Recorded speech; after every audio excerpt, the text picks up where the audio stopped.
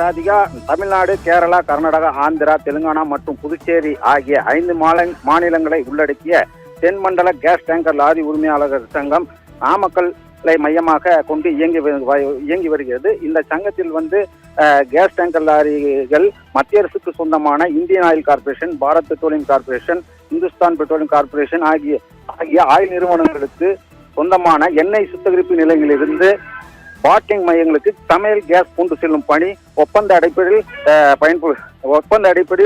பயன்படுத்தப்படுகின்றன. மொத்தம் இதுல 4000க்கும் மேற்பட்ட கேஸ் டேங்கர் லாரிகள் இயங்கி வருகின்றன. இந்த நிலையில் இந்தியன் ஆயில் கார்பரேஷன் நிறுவனம் எல்பிஜி டேங்கர் கேஸ் லாரி உரிமையாளர்களுக்கு 3 மாதங்களுக்கு மேலாக வாடகை தொகை சுமார் 50 கோடிக்கு மேல் வழங்காத நிலையில் இன்று காலை முதல் இந்தியன் ஆயில் கார்பரேஷன் நிறுவனங்களுக்கு சொந்தமான சென்னை, மங்களூரு, பெங்களூர் உள்ளிட்ட எண்ணெய் நிறுவன சேமிப்பு கிடங்கிலிருந்து கேஸ் லோடு ஏற்றும் டேங்கர் லாரிகள் 2000க்கும் மேற்பட்ட கேஸ் டேங்கர் லாரிகள் ஏற்றாமல் போராட்டத்தில் ஈடுபட்டு வருவதாக தென் மண்டல எல்பிஜி டேங்கர் லாரி உரிமையாளர் சங்கத்தின் தலைவர் சுந்தரராஜ் தகவல் தெரிவித்துள்ளார். ராதிகா.